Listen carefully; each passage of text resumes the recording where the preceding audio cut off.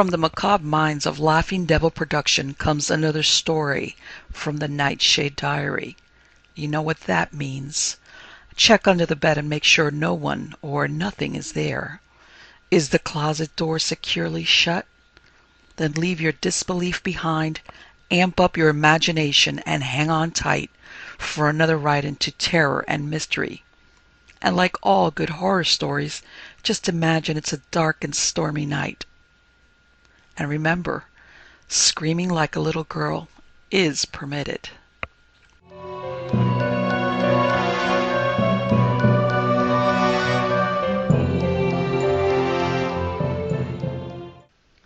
The Seal of Rillier by August Derleth. My paternal grandfather, whom I never saw except in a darkened room, used to say of me to my parents, "Keep him away from the sea," as if I had some reason to fear water, when in fact I have always been drawn to it. But those born under one of the water signs, mine is Pisces, have a natural affinity for water, so much is well known. They are said to be psychic too, but that is another matter, perhaps. At any rate, that was my grandfather's judgment. A strange man, whom I could not have described to save my soul, though that, in the light of day, is an ambiguity indeed.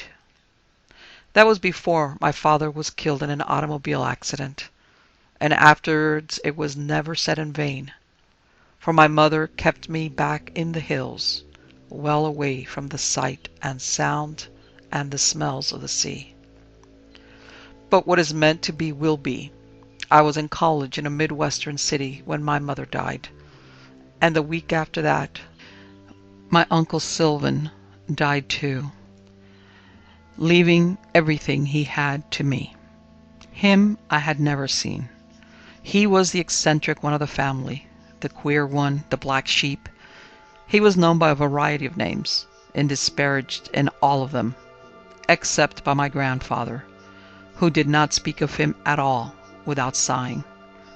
I was, in fact, the last of my grandfather's direct line. There was a great uncle living somewhere in Asia.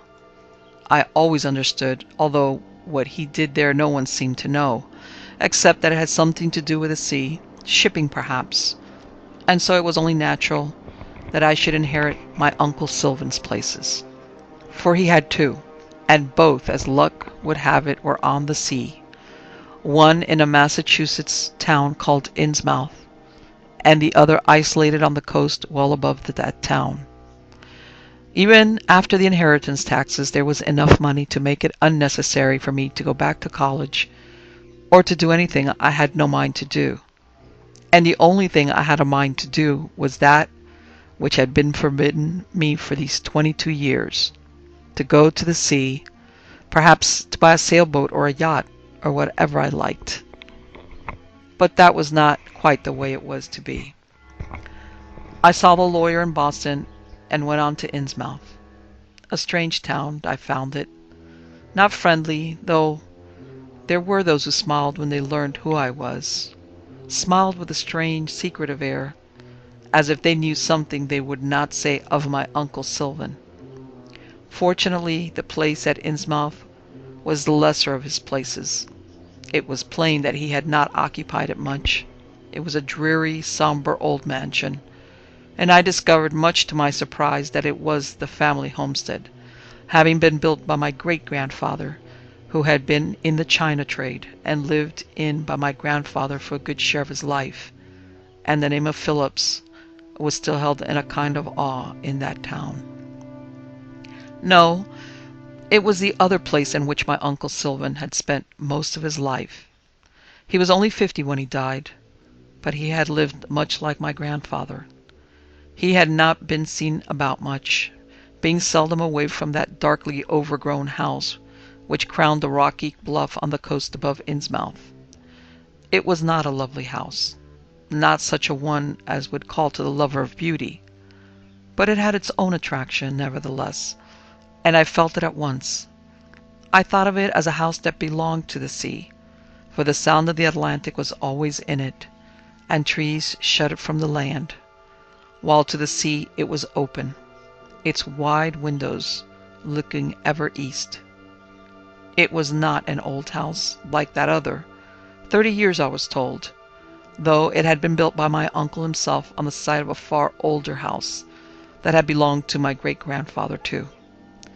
It was a house of many rooms, but of them all the great central study was the only room to remember, though all the rest of the house was one of story rambling away from that central room.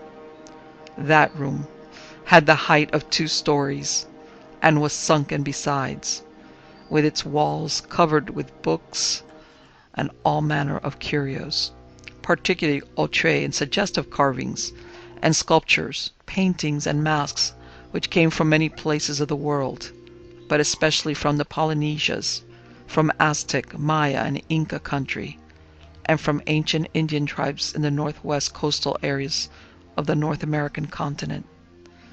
A fascinating and ever provocative collection, which had originally been begun by my grandfather, and continued and added by my uncle Sylvan. A great handmade rug, bearing a strange octopoid design, covering the center of the floor, and all the furniture in the room was set between the walls and the center of it. Nothing at all stood on that rug.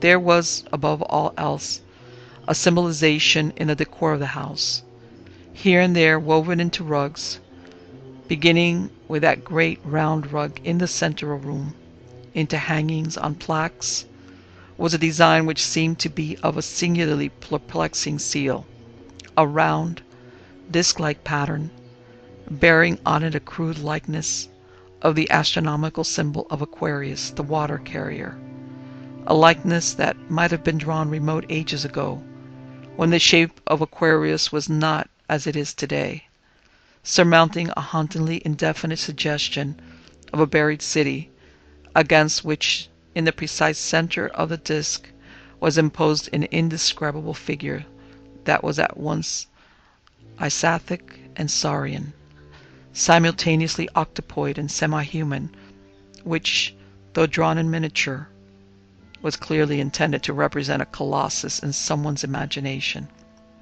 Finally, in letters so fine that the eye could hardly read them, the disc was ringed round with meaningless words in a language I could not read, though far down inside of me it seemed to strike a common chord. Cthulhu Mythos. That this curious design should have exercised upon me from the beginning the strongest possible attraction did not seem at all strange, though its significance did not come to me until later. Nor could I account for the unimaginably strong pull of the sea. Though I had never before set foot in this place, I had the most vivid impression of having returned home. Never in all my years had my parents taken me east. I had not before been east of Ohio, and the closest I had come to any substantial body of water had been in brief visits to Lake Michigan or Lake Huron. That this undeniable attraction existed so patently, I laid, quite naturally, to ancestral memory. Had not my forebears lived by the sea, on it, and besides it? For how many generations? 2 of which I knew, and perhaps more before that? They had been mariners for generations, until something happened that caused my grandfather to strike far inland, and to shun the sea thereafter, and cause it to be shunned by all who came after him. I mention this now because its meaning comes clear in all that happened afterwards, which I am dedicated to setting down before I am gone to be among my own people again. The house and the sea drew me. Together they were home, and gave more meaning to that word even than the haven I had shared so fondly with my doting parents only a few years before. A strange thing, and yet stranger still. I did not think it so at the time. It seemed the most natural occurrence, and I did not question it. Of what manner of a man my uncle Sylvan was, I had no way of knowing at once. I did find an early portrait of him, done by an amateur photographer. It was a likeness of an unusually grave young man, surely not more than 20 to judge by his appearance, and of an aspect which, while not exactly unattractive, was doubtless repellent to many people, for he had a face which suggested something more than just the humanness of him, with his somewhat flat nose, his very wide mouth, his strangely basilisk eyes. There was no more recent photograph of him, but there were people who remembered him from the years when he still walked or drove into Innsmouth to shop, as I learned on a day I stepped into Asa Clark's store to buy my supplies for the week. "You're Phillips?" asked the aged proprietor. I admitted that I was. "Son of Sylvan?" "My uncle never married," I said.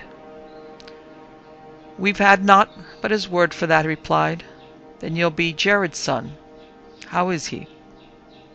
"Dead." The old man shook his head. "Dead too, eh? The last of that generation, then. And you?" "I'm the last of mine. The Phillipses were once high and mighty hereabouts, an old family. But you'll know it." I said I did not. I had come from the Midwest, and had little knowledge of my forebears. "That's so." He gazed at me for a moment, almost in disbelief. "Well, the Phillipses go back about as far as the Marshes. The two were in business long ago, together. China trade. Shipped from here in Boston for the Orient, Japan, China, the islands.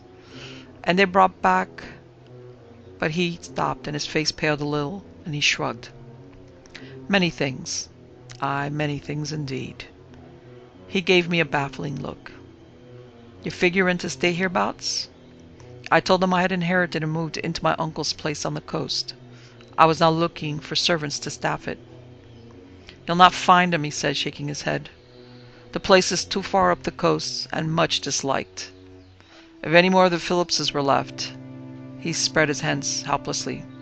"But most of them died in '28. That time of the explosions and the fire. Still, you might find a Marsh or two who'd do for you. They're still about. Not so many of 'em died that night." With this oblique and mystifying reference, I was not then concerned.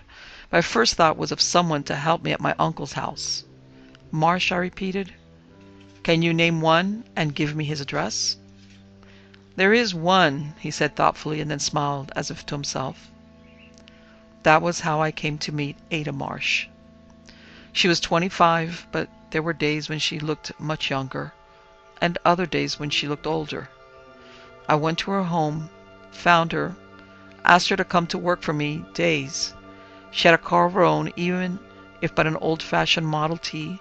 She could drive up and back, and the prospect of working in what she called strangely Sylvan's hiding seemed to appeal to her. Indeed, she seemed almost eager to come, and promised to come that day still, if I wished her to. She was not a good-looking girl, but, like my uncle, she was strangely attractive to me. However much she may have turned others away, there was a certain charm about her wide, flat-lipped mouth, and her eyes, which were undeniably cold, seemed often very warm to me. She came the following morning, and it was plain to me that she had been in the house before, for she walked about as if she knew it. "You have been here before?" I challenged her. "The Marshes and the Phillipses are old friends," she said, and looked at me, as if I must have known. And indeed, I felt at that moment as if I did certainly know. It was just as she said. "Old, old friends, as old Mr. Phillips, as the earth itself is old as the water carrier and the water." She too was strange. She had been here as a guest of Uncle Sylvan, I found out more than once. Now, without hesitation, she had come to work for me, and with such a curious smile on her lips. As old as the water carrier and the water? Which made me to think of the design which lay all about us. And for the first time, I now believe, thinking back upon it, implanting in me a certain feeling of uneasiness, for the second moment of it was but a few words away. "Have you heard, Mr. Phillips?" she asked then. "Heard what?" I asked. "If you had heard, you would not need to be told." But her real purpose was not to come to work for me, I soon found out. It was to have access to the house, as I learned when I came back up from the beach, ahead of schedule, and found her engrossed not in work, but in a systematic and detailed search of the great central room. I watched her for a while, how she moved books, leafed through them, how she carefully lifted the pictures on the walls, the sculptures on the shelves, looking into every place where something might be hidden. I went back and slammed the door then, so that when I walked into the study she was not looking for something but working, quite as if she had never been at anything else. It was my impulse to speak, but I foresaw that it would not do to tip my hand. If she saw something, perhaps I could find it first. So I said nothing, and that evening, after she had gone, I took up where she had stopped, not knowing what to look for, but being able to estimate something of its size by the very fact of the places into which she had looked. Something compact, small, hardly larger than a book itself. Could it be a book? I asked myself repeatedly that night. For of course I found nothing, though I sought until midnight and gave up only when I was exhausted, satisfied that I had gone further in my search than Ada could go on the morrow, even if she had most of the day. I sat down to rest in one of the overstuffed chairs ranged close to the walls in that room, and there had my first hallucination. I call it so for want of a better, more precise word, for I was far from sleep when I heard a sound that was like nothing so much as the susurrus of some great beast breathing, and wakened in a trice, was sure that the house itself, and the rock on which it sat, and the sea lapping up the rocks below, were at one in breathing, like various parts of one great sentient being. And I felt as I had often felt when looking at the paintings of certain contemporary artists, Dale Nichols in particular, who have seen earth and the contours of the land as representative of a great sleeping man or woman, felt as if I had rested on chest or belly or forehead of a being so vast I could not comprehend its vastness. I do not remember how long the illusion lasted. I kept thinking of Aida Marsh's question. Have you heard? Was it this she meant? For surely the house and the rock on which it stood were alive, and as restless as the sea that flowed away to the horizon to the east. I sat experiencing the illusion for a long time. Did the house actually tremble as if in respiration? I believed it did, and at the time I laid it to some flaw in its structure, and accounted in its strange movement and sound for the reluctance of other natives to work for me. On the third day I confronted Ada in the midst of her search. "What are you looking for, Ada?" I asked. She measured me with the utmost candor, and decided that I had seen her thus before. "Your uncle was in search of something I thought maybe he had found. I too am interested in it. Perhaps you would be too if you knew. You are like us. You are one of us, of the Marshes and the Phillipses before you." "What would it be?" "A notebook, a diary, a journal, papers," she shrugged. "Your uncle spoke very little of it to me, but I know. He was gone very often, long periods at a time. Where was he then? Perhaps he had reached his goal, for he never went away by road. Perhaps I can find it." She shook her head. "You know too little. You are like an outsider." "Will you tell me?" "No. Who speaks so to one too young to understand? No, Mr. Phillips, I will say nothing. You are not ready." I resented this, and I resented her. Yet I did not ask her to leave. Her attitude was a provocation and a challenge. 2 days later, I came upon that which Aida Marsh sought. My Uncle Sylvan's papers were concealed in a place where Aida Marsh had looked first, behind a shelf of curious occult books, but set into a secret recess there, which I happened to open only by clumsy chance. A journal of sorts, and many scraps and sheets of paper covered with tiny script in what I recognized as my uncle's hand. I took them at once to my own room and locked myself in, as if I feared that at this hour, at dead of night, Aida Marsh might come for them. An absurd thing to do, for I did not only fear her but actually was drawn to her far more than I would have dreamed I might be when first I met her. Beyond question, the discovery of the papers represented a turning point in my existence. Say that my first 22 years were static, on a waiting plane. Say that the early days at my Uncle Sylvan's coast house were a time of suspension between the earlier plane and that which was to come. The turning point came surely with my discovery, and yes, reading of the papers. But what was I to make of the first paragraph on which I gazed? Subterranean continental shelf, northernmost end at Innsmouth, stretching all the way around to vicinity Singapore, original source of Panape, suggestions in the rim, vicinity of Panape, E holds R, Innsmouth. Major writers suggested in depths. Could R occupy entire continental shelf from Innsmouth to Singapore? That was the first. The second was even more baffling.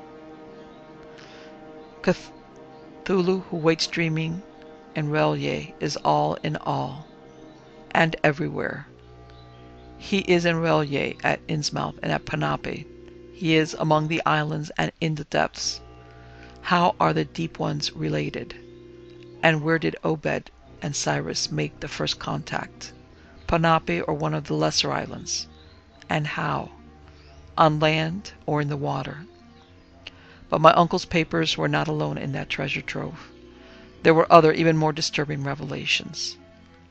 The letter, for instance, from the Reverend Jabez Lovell Phillips to some unnamed person dated over a century before, in which he wrote, on a certain day in August of 1797, Captain Obadiah Marsh, accompanied by his first mate Cyrus Alcott Phillips, reported their ship, the Cory, lost with all hands in the Marquesas. The captain and his first mate arrived in Innsmouth harbor in a rowboat, yet did not seem any the worse for weather or wear, despite having covered a distance of many thousands of miles, in a craft deemed well nigh impossible of having carried them so far. Thereafter began in Innsmouth such a series of happenings as were to make the settlement accursed within one generation.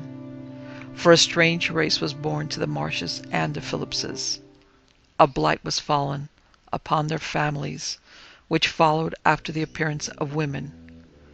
And how came they there? Who were the wives of the captain and his first mate? And loosed upon Innsmouth a spawn of hell that no man has found it possible to put down, and against whom all the appeals to heaven I have made no avail. What disports in the waters of Innsmouth in the late hours of darkness? Mermaids, say some. Faugh, what idiocy! Mermaids indeed! What, if not the accursed spawn of the Marsh and Phillips tribes? Of this I read no more. Being curiously shaken, I turned next to my uncle's journal and found the last entry. R is as I thought. Next time I shall see himself, where he lies in the depths waiting upon the day to come forth once more. But there had been no next time for Uncle Sylvan, only death. There were entries before this one, many of them clearly. My uncle wrote of matters beyond my knowledge. He wrote of Cthulhu and Relye, of Hastur and Yor Igor, of Shub-Niggurath and Yog-Sothoth, of the Plateau of Leng, of the Sussex fragments and the Necronomicon, of the marsh drift and the abominable snowmen.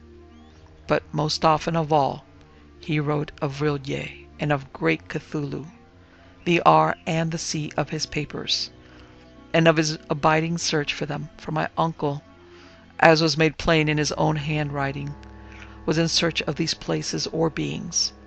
I could hardly distinguish one from the other in the way he set down his thoughts, for his notes and his journal were written for no other eyes but his own, and he alone understood them, for I had no frame of reference upon which to draw. There was, too, a crude map, drawn by some hand before my Uncle Sylvan's, for it was old and badly creased. It fascinated me, though I had no genuine understanding of its real worth. It was a rough map of the world, but not of that world I knew or had learned about in my studies, rather of a world that existed only in the imagination of him who had made the map. For deep in the heart of Asia, for instance, the map maker had fixed the Plateau Leng, and above this, near what ought to have been Mongolia, Kadath in the cold wastes, which was specified as in space-time continuum. And in the sea, about the Polynesias, he had indicated the marsh drift, which I gathered was a break on the ocean floor. Devil Reef off Innsmouth was indicated too, and so was Panape. These were recognizable, but the majority of place names on the fabulous map were utterly alien to me. I hid the things I had found where I was sure Aida Marsh would not think of looking for them, and I returned, late though the hour was, to the central room, and there I sought out, as if by instinct, unerringly the shelf behind which the things I had found had been concealed. There were some of the things mentioned in Uncle Sylvan's notes, the Sussex fragments, the Noptic manuscripts, the Cotes de Gules by the Comte de Erlet, the Book of Iban, Bonjun's Ausprick and Colton, and many others. But alas, most of them were in Latin or Greek, which I could not read well, however ably I could struggle through French or German. Yet I found enough in those pages to fill me with wonder and terror, with horror and a strangely exhilarating excitement, as if I had realized that my Uncle Sylvan had bequeathed me not only his house and property, but his quest and the lore of eons before the time of man. For I sat reading until the morning sun invaded the room and paled the lamps I had lit, reading about the great old ones, who were first among the universes, and the elder gods, who fought and vanquished the rebellious ancient ones, who were great Cthulhu, the water dweller, Hastur, who reposed at the lake of Hali in the Hades, Yog-Sothoth, the all-in-one and one-in-all, Ithaqua, the wind-walker, your Igor, the star-treader, Cthugha, who abides in fire, great Asthoth. All of them had been vanquished and exiled to outer spaces against the coming of another day in far time yet to come, when they could rise with their followers and once again vanquish the races of mankind and challenge the elder gods of their minions, the deep ones of the seas and the watery places on earth, the doles, the abominable snowmen of Tibet and the hidden plateau of Leng, the Shantaks, who flew from Kadath in the cold waste at the bidding of Windwalker, the Wendigo, cousin of Ithaqua, of their rivalries, one and yet divided. I read all this and more, damnably more, the collection of newspaper clippings of inexplicable happenings accounted for by my Uncle Sylvan as evidence of the truth in which he believed, and in the pages of these books was more of the curious language I had found woven into the decorations of my uncle's house. Cthulhu Mythos, which was translated, I read in more than one of his accounts as, "In his house at Rilye dead Cthulhu lies dreaming." And my uncle's quest was surely nothing more than to find Rilye, the sunken subaqueous place of Cthulhu. In the cold light of day, I challenged my own conclusions. Could my Uncle Sylvan have believed in such a panoply of myths? Or was his pursuit merely the quest of a man steeped in idleness? My uncle's library consisted of many books, ranging through the world's literature, yet one considerable section of his shelving was given over completely to books on occult subjects, books of strange beliefs and even stranger facts, inexplicable to science, books on little-known religious cults, and these were supplemented by huge scrapbooks of clippings from newspapers and magazines, reading which filled me at once and the same time with a sense of premonitory dread and a flame of compulsive joy. For in these prosaically reported facts, there lay oddly convincing evidence to augment belief in the myth pattern to which my uncle had patently subscribed. After all, the pattern in itself was not new. All religious beliefs, all myth patterns, and no matter what systems of culture, are basically familiar. They are predicted upon a struggle between forces of good and forces of evil. This pattern was part 2 of my uncle's mythos. The great old ones and the elder gods, who may, for all I could figure out, have been the same, representative primal good. The ancient ones, primal evil. As in many cultures, the elder gods were not often named.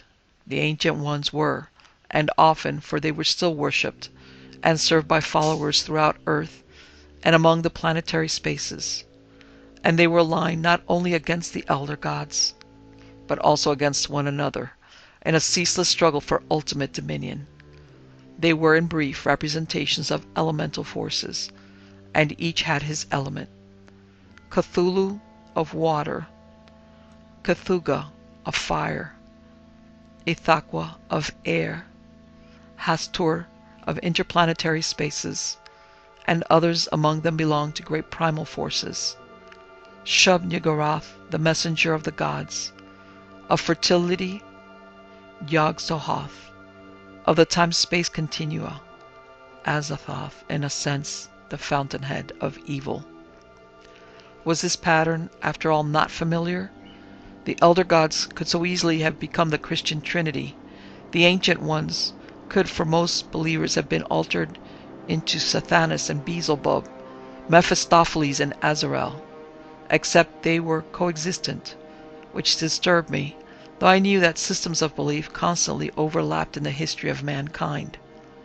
More, there was certain evidence to show that the Cthulhu myth pattern had existed not only long before the Christian mythos, but also before that of ancient China and the dawn of mankind, surviving unchanged in remote areas of the earth, among the Cho-Cho people of Tibet and the abominable snowmen of the high plateau of Asia, and a strange sea-dwelling people known as the Deep Ones, who were amphibian hybrids, bred of ancient matings between humanoids and batrachia, mutant developments of the race of man, surviving with recognizable facets in newer religious symbols, and Quetzalcoatl and others among the gods of Aztec, Mayan, and Inca religions, in the idols of Easter Island, in the ceremonial masks of the Polynesian and the Northwest Coast Indians,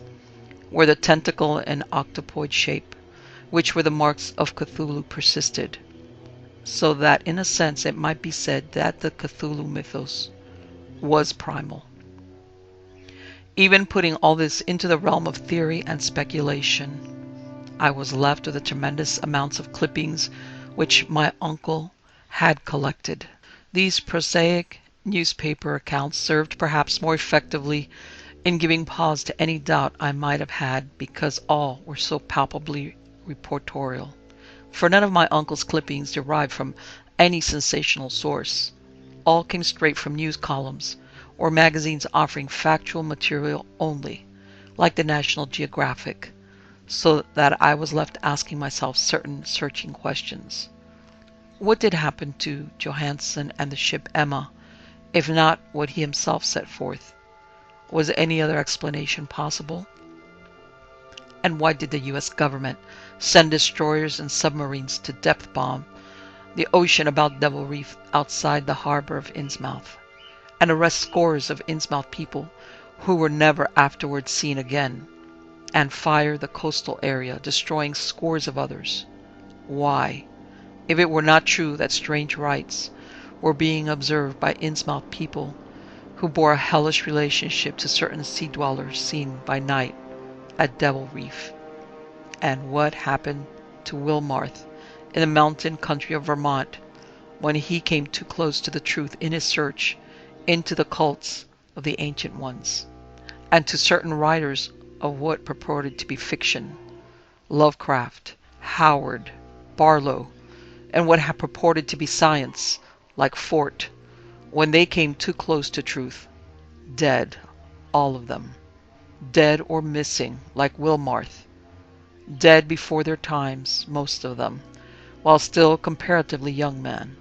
My uncle had their books, though only Lovecraft and Fort had been extensively published in book form, and they were opened by me and read, with great perturbation than ever, for the fictions of H.P. Lovecraft had, it seemed to me, the same relation to truth as the facts, so inexplicable to science, reported by Charles Fort. If fiction, Lovecraft's tales were damnably bound to fact, even dismissing Fort's facts, the fact inherent in the myths of mankind. There were quasi-myths themselves, as was the untimely fate of their author, whose early death had already given rise to a score of legends, from among which prosaic fact was ever more and more difficult to discover. But there was time for me to delve into the secrets of my uncle's books, to read further into his notes. So much was clear. He had belief enough to have begun a search for sunken the kingdom or the city. One could not be sure which it was, or whether indeed it ringed half the earth from the coast of Massachusetts in the Atlantic to the Polynesian islands on the Pacific, to which Cthulhu had been banished, dead and yet not dead. Dead Cthulhu lies dreaming, as it read in more than one account, waiting, biding his time to rise and rebel again, to strike once more for dominion against the rule of the elder gods, for a world and universe of his own persuasion.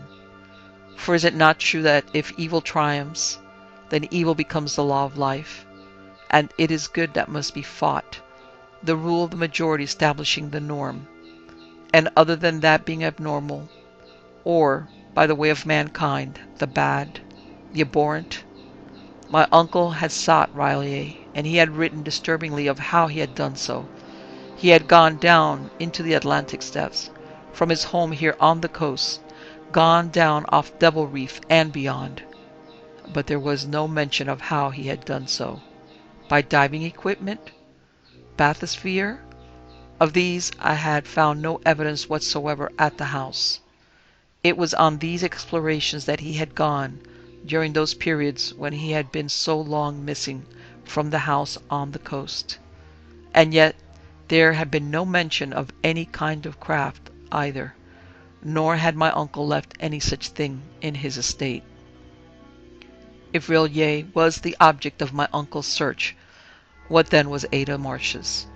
This remained to be seen, and to the end of discovering it I allowed some of my uncle's least informative notes to lie on the library table on the following day.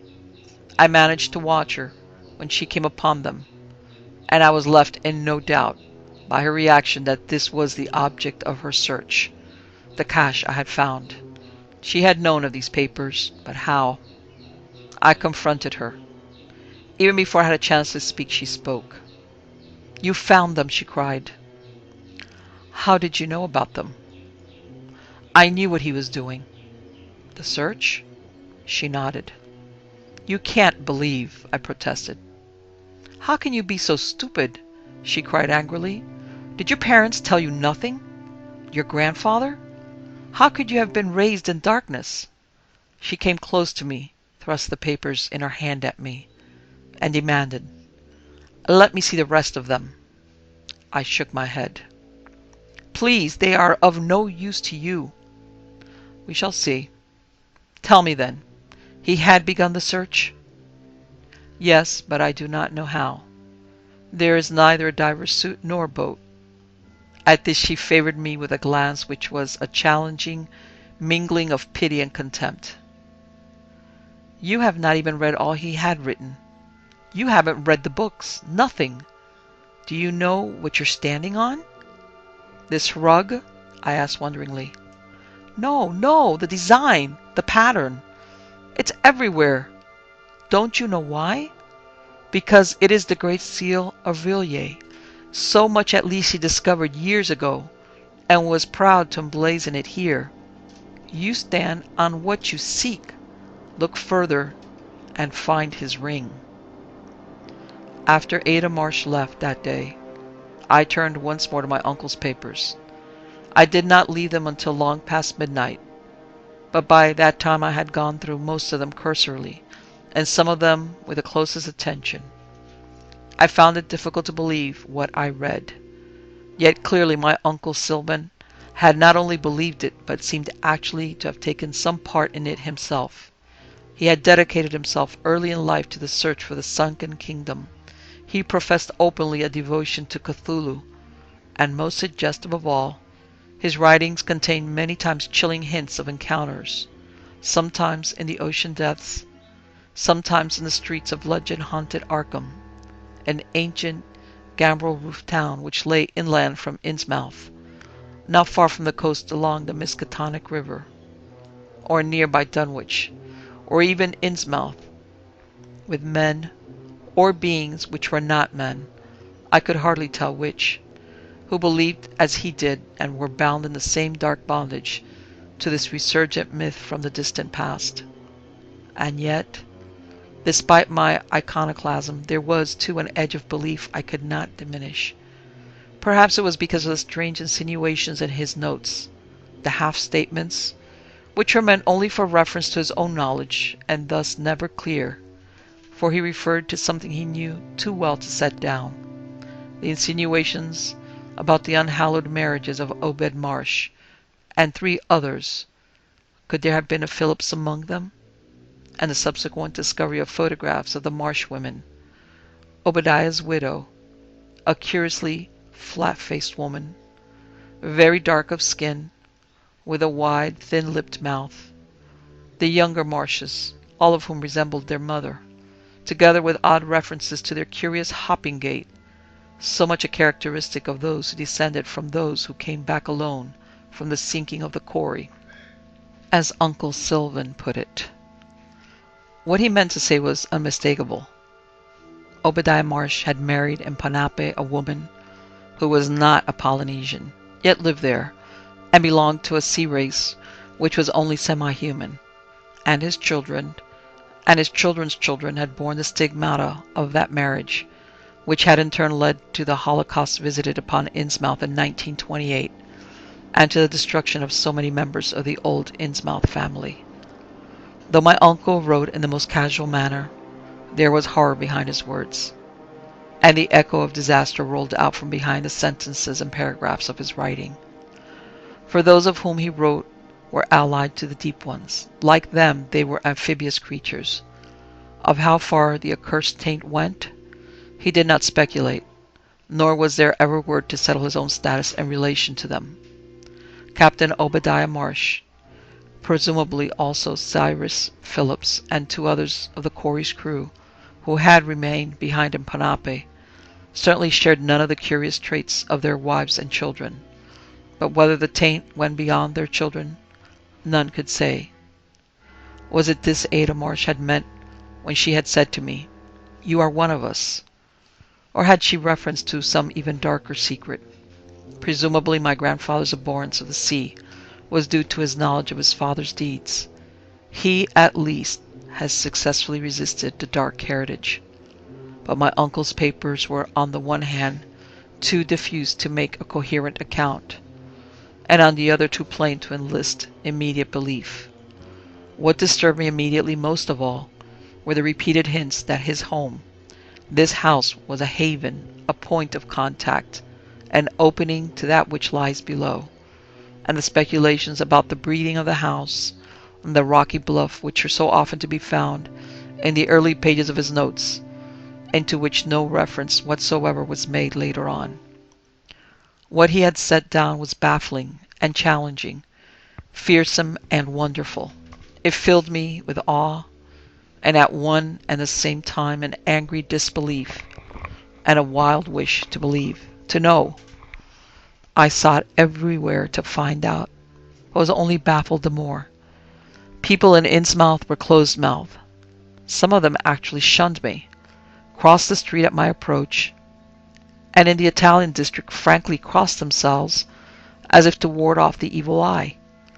No one offered any information, and even at the public library I could obtain no books or records which might help, for these, a librarian told me, had been confiscated and destroyed by government men after the fire and explosions of 1928. I sought in other places. I learned even darker secrets at Arkham and Dunwich, and in the great library of Miskatonic University found at last the fountainhead of all books of dark lore, the half-fabled Necronomicon of the mad Arab Abdul Azared, which I was allowed to read only after the watchful eye of a librarian's assistant. It was then, 2 weeks after my discovery of my uncle's papers, that I found his ring. This was where one would least have expected to find it, and yet where it was bound to be. In a small packet of his personal belongings, returned to the house by the undertaker, and left unwrapped in his bureau drawer. The ring was of silver, a massive thing, inlaid with a milky stone which resembled pearl, but was not, and inlaid was the seal of Rillier. I examined it closely. There was nothing extraordinary about it, save its size. To look upon, the wearing of it, however, carried with it unimaginable results, for I had no sooner put it on my finger than it was as if new dimensions opened up to me, or as if the old horizons were pushed back limitlessly. All my senses were made more acute. The very first thing I noticed was my awareness of the susurrus of the house and the rock, now one with the sea's slow movement, so that it was as if the house and rock were rising and falling with the movement of the water, and it seemed as if I had heard from below the house itself the rushing and retreating of water. At the same time, and perhaps even more importantly, I was aware of a psychic awakening. With the assumption of the ring, I became cognizant of the pressure of unseen forces, potent beyond the retelling, as were this house the focal point of influences beyond my comprehension. I stood, in short, as were I a magnet, to draw elemental forces from all about me, and these rushed in upon me with such impress that I felt like an island in the midst of the sea, with a raging hurricane centered upon it, a tempestuous tearing at me until I heard almost with relief the very real sound of a horrible, animal-like voice rising in a ghastly undulation, not from above or beside me, but from below. I tore the ring from my finger, and at once all subsided. The house and the rock returned to quiet and solitude. The winds and the waters which had moved all about me faded and died away. The voice I had heard retreated and was still. The extrasensory perception I had experienced was ended, and once more all seemed to lie waiting upon my further act. So my dead uncle's ring was a talisman, and a ring of wizardry. It was the key to his knowledge and the door to other realms of being. It was by means of the ring that I discovered my uncle's way to the sea. I had long sought the path by which he went to the beach, but there was none sufficiently worn to suggest its constant use. There were paths down the rocky declivity. In some places steps had been cut long ago, so that a man could reach the water from the house on the cliff. But there was nowhere a place that might have been used for landing craft. The shore here was deep. I swam in the waters there several times, always with a wild sense of exultation, so great was my pleasure in the sea. But there were many rocks, and such beach as there was lay away from the cliff, around the coves, either to north or south, almost too great a distance to swim, unless one were a very capable swimmer, such as I learned, somewhat to my surprise, that I was. I had meant to ask Aida Marsh about the ring, It was she who had told me of its existence, but ever since that day I had refused her access to my uncle's papers. She had stopped coming to the house. True, I had seen her lurking from time to time, or spied her car parked along the road which led past my property, rather far to the west of the house, and so knew that she prowled the vicinity.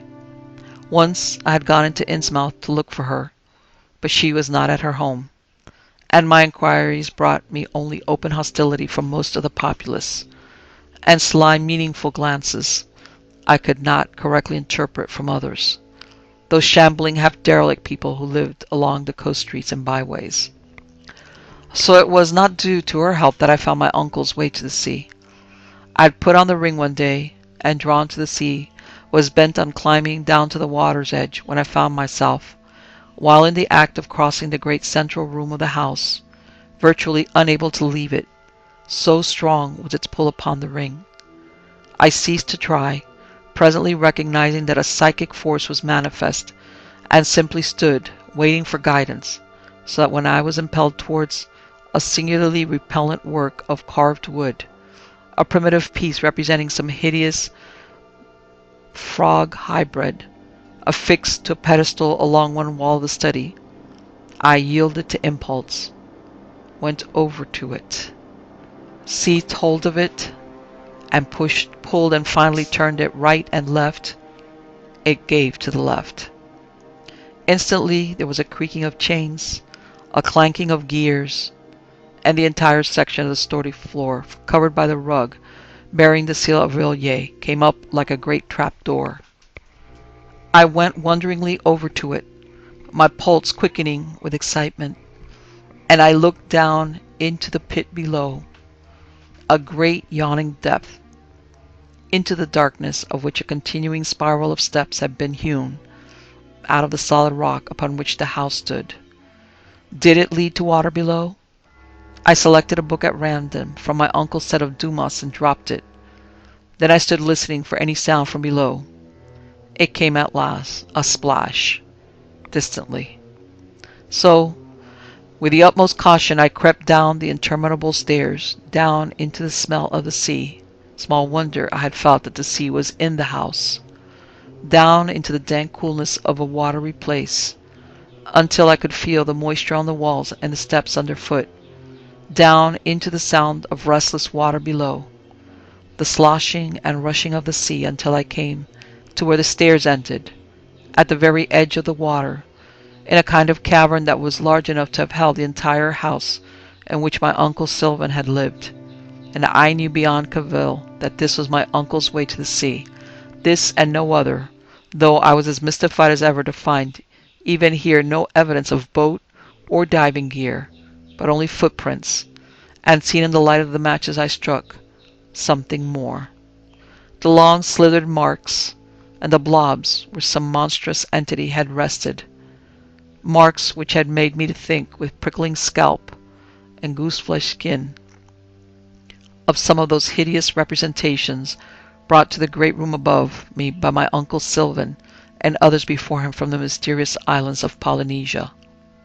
How long I stood there I do not know, for there at the water's edge, with a ring bearing the seal of Reef on my finger, I heard from the depths of the water below sounds of movement and life, coming from a great distance indeed, from outwards, which is to say from the direction of the sea, and from below, so that I suspected the existence of some sort of passage to the sea, either immediately at hand, by means of a subaqueous cavern, or below this level, for the cavern in which I stood was ringed around, so far as I could see in the wan glow of the matches I lit, with solid rock, and the movement of the water indicated the movement of the sea, which could not have been coincidental. So the opening was outward, and I must find it without delay. I climbed back up the stairs, closed the opening once more, and hurried to my car for a journey to Boston. I returned late that night with a diving helmet and a portable oxygen tank, ready to descend next day into the sea below the house. I removed the ring no more, and that night I dreamed great dreams of ancient lore, of cities on distant stars and magnificent spired settlements in far fabulous places of the earth, in the unknown Antarctic, high in the mountains, Tibet far beneath the surface of the sea. I dreamed that I moved among great dwellings in wonder and beauty, amidst others of my kind, and among aliens as friends, aliens whose very aspect might in waking hours have congealed the blood in my veins, all here in this nocturnal world, given to one cause, the service to those great ones whose minions were, dreamed through the nights of other worlds, other realms of being, of new sensations and incredible tentacled beings, commanding our obedience and worship. Dreamed so that I woke next morning exhausted and yet exhilarated, as if in the night I had actually experienced my dreams and yet remained charged with unimaginable strength for greater ordeals to come. But I was on the threshold of a greater discovery. Late the next afternoon I donned my swimming trunks, affixed a pair of flippers to my feet, put on the helmet and oxygen tanks, and descended to the water's edge below the house. Even now I find it difficult to write of what befell me, without wonder and incredulity.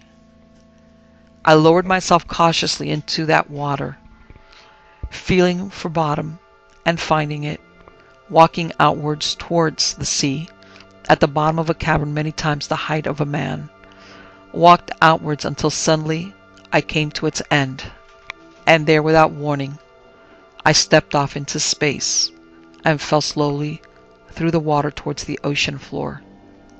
A grey world of rocks and sand and aquatic growth that wove and writhed eerily in the dim light which penetrated that depth.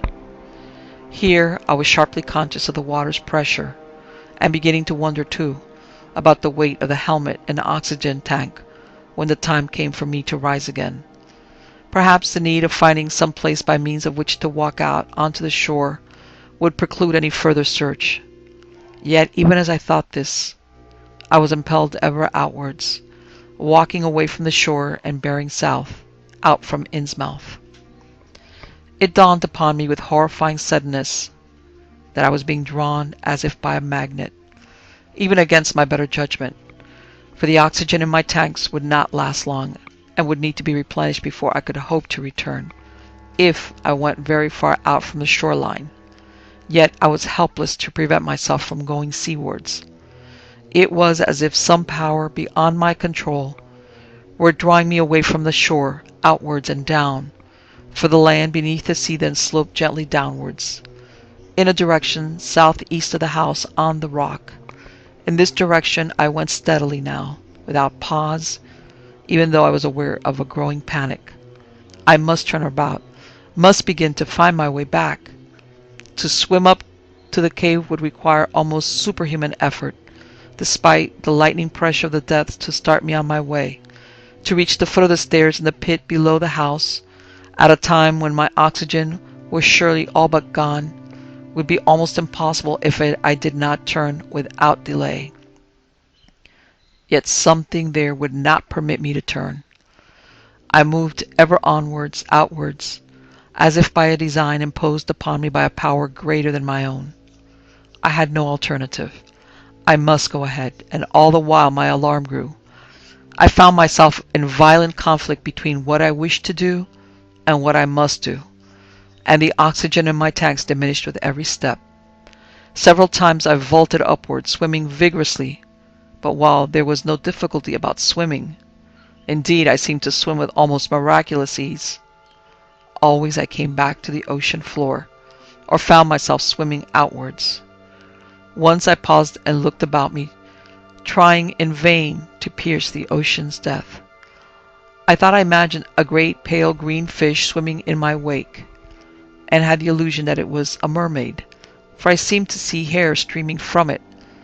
But then it was lost again behind the growths of that aquatic deep. But I could not pause for long. I was drawn ever forward, until at last I knew that my oxygen was almost gone. My breathing became more and more labored, and I struggled to swim to the surface, only to find myself falling from the place to which I had vaulted upwards, falling into a crevice on the ocean's floor. Then, only a few moments before I lost consciousness, I was aware of the swift approach of my follower, of hands upon my helmet and the oxygen tanks. It was not a fish at all, nor a mermaid. It was the naked body of Aida Marsh I had seen, with her long hair streaming out behind her, swimming with the ease and facility of a natural denizen of the deep. What followed upon this almost dreamlike vision was most incredible of all. I felt in my declining consciousness, rather than saw, that Aida took the helmet and oxygen tanks from me and dropped them into the depth below, and then slowly awareness returned. I found myself swimming, with Aida guiding me, with her strong, capable fingers, not back, not up, but still outwards. And I found myself swimming as ably as she, and like herself opening and closing my mouth as were breathing through the water. And so I was. What ancestral gift I had unwittingly possessed now opened up before me all the vast wonders of the sea. I could breathe without surfacing. An amphibian born. Aida flashed ahead of me and I followed. I was swift, but she was swifter. No more the slow walk across the ocean's floor, now only the propulsion of arms and legs that were seemingly made for the water, and the surging, triumphant joy of swimming so without constraint towards some goal I knew dimly I was meant to reach. Aida led the way and I followed, while above us, beyond the water, the sun sank westwards, and the day ended. The last light withdrew down the west, and the sickle moon shone in the afterglow.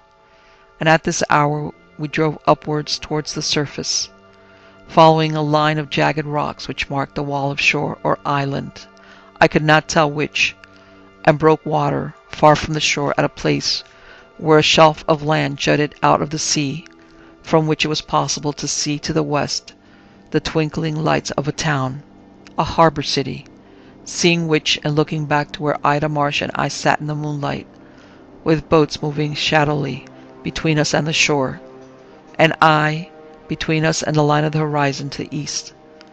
I knew where we were, on that same Devil Reef off Innsmouth, the place where once before, prior to that catastrophic night in 1928, our ancestors had played and disported themselves among their brethren from the ocean's deeps. "How could you have failed to know?" asked Aida patiently. "You might have died with all that to suffocate you, if I had not come to the house when I did." "I had no way of knowing," I said. "How else do you think your uncle went exploring, but like this?" My uncle Sylvan's quest was hers too, and now it was mine. To look for the seal of Relier and beyond, to discover the sleeper in the depths, the dreamer whose call I had felt and answered, great Cthulhu. It was not far off Innsmouth, of that Aida was confident, and to prove it she led the way down into the depths once more, far down off Devil Reef, and showed me the great megalithic stone structures lying in ruin there as a result of the death bombing of 1928. The place where many years before the early Marshes and Phillipses had continued their contact with the deep ones, down to swim among the ruins of that once great city, where I saw the first of them, and was filled with horror at the sight. The frog-like caricature of a human being, that swam with greatly exaggerated movements so similar to those of a frog, and watched us with bulging eyes and frog-like mouth, boldly, not fearful, recognizing us as his brethren, from outside down through the monoliths to the ocean floor once more. The destruction there was very great. Even so had other places been destroyed by little bands of willful men, dedicated to preventing the return of great Cthulhu. And so up again, and back to the house on the rock, where Aida had left her clothes, and to make the compact which bound us each to other, and to plan for the journey to Ponape, and the further search. Within 2 weeks we were off to Ponape in a chartered craft, off on that mission of which we dared breathe no word to the ship's crew, for fear they would think us mad and desert. We were confident that our quest would be successful, that somewhere in the uncharted islands of the Polynesias we would find that which we sought, and finding it, go to join forever our brethren of the seas, who serve and wait upon the day of the resurrection, when Cthulhu and Hastur and your Igor and Yog-Sothoth shall rise again and vanquish the elder gods in that titanic struggle which must come. We made Ponape our headquarters. Sometimes we set out from there, sometimes we used the craft we had chartered, oblivious of the curiosity of the crew. We searched the waters, sometimes we were gone for days, and soon my metamorphosis was complete. I dare not tell you how we sustained ourselves in those journeys under the sea, of what manner of food we ate. Once there was a crash of a great airliner, but of this no more. Suffice it to say that we survived, and I found myself doing things I would have thought bestial only a year ago, that nothing but the urgency of our quest impelled us on, and nothing other concerned us, only our survival, and the goal we held ever before our eyes. How shall I write of what we saw, and still retain even a shred of confidence and trust? The great cities of the ocean floor, and the greatest of them all, the most ancient off the coast from Ponape, where the deep ones abounded, and we could move for days among the towers and the great slabs of stone, down among the minarets and domes of that sunken city, almost lost among the aquatic forest growth of the bottom of the sea, seeing how the deep ones lived, befriending and befriended by a curious marine life which was octopoid in general appearance, and yet was not octopoid, fighting sharks and other enemies even as we are forced to do from time to time, living only to serve him whose call can be heard in the depths, though none knows where he lies, dreaming against the time of his coming again.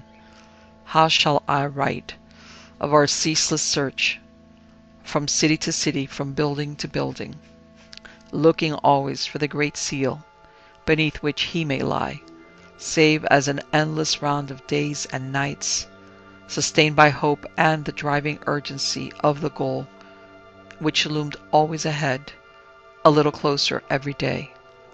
It seldom varied, and yet was always different. None could tell what each new day would bring. True, our chartered craft was not always a boon, for we were required to leave it by boat, and in turn, once our boat could be concealed along some island shore, to go into the depths which displeased us. Even so the crew grew daily more inquisitive, confident that we sought hidden treasure, and likely to demand a share, so that it was difficult avoiding their questions and their ever-increasing suspicions. We sought thus for 3 months, and then 2 days ago we put down anchor off a strange uninhabited island far from any major settlement. Nothing grew upon it, and it had the appearance of blasted area. Indeed, it seemed to be but an upthrusting of basaltic rock, which at one time must have loomed high above the water, but which had been bombarded severely, possibly during the past war. Here we left our craft. We went round the island and descended into the sea. There too was the city of the deep ones, and it too had been blasted and ruined by enemy action. But though the city below, the Black Island, was in ruins, it was not deserted, and it stretched away on all sides into untouched areas. And there, in one of the oldest of the huge monolithic buildings, we found that which we sought. In the center of a vast room, many stories in height, lay a great stone slab, which was the source of that likeness I had first seen and failed to recognize in the decoration of my uncle's house, the seal of Rillier, and standing upon it, we could hear from beneath it movement as of some vast amorphous body, restless as the sea, stirring in dream, and we knew we had come to the goal we sought, and could now enter upon an eternity of service to him who will rise again, the dweller in the deep, the sleeper in the depths, whose dreams encompass not only earth, but the dominion of all the universes, and who shall need such as Aida Marsh and I to minister to his wants until the time of his second coming. We all still here as I write, and I set this down should we fail to return to our craft. The hour is late, and tomorrow we shall descend again to find some way, if possible, to open the seal. Was it indeed imposed upon great Cthulhu by the elder gods in banishing him? And dare we then to pry it up, to go below, into the presence of him who lies dreaming there?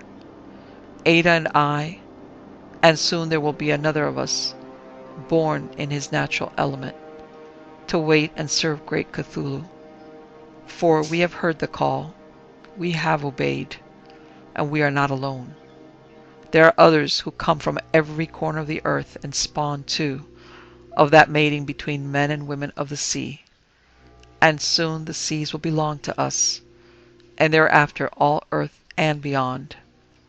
And we shall live in power and glory forever.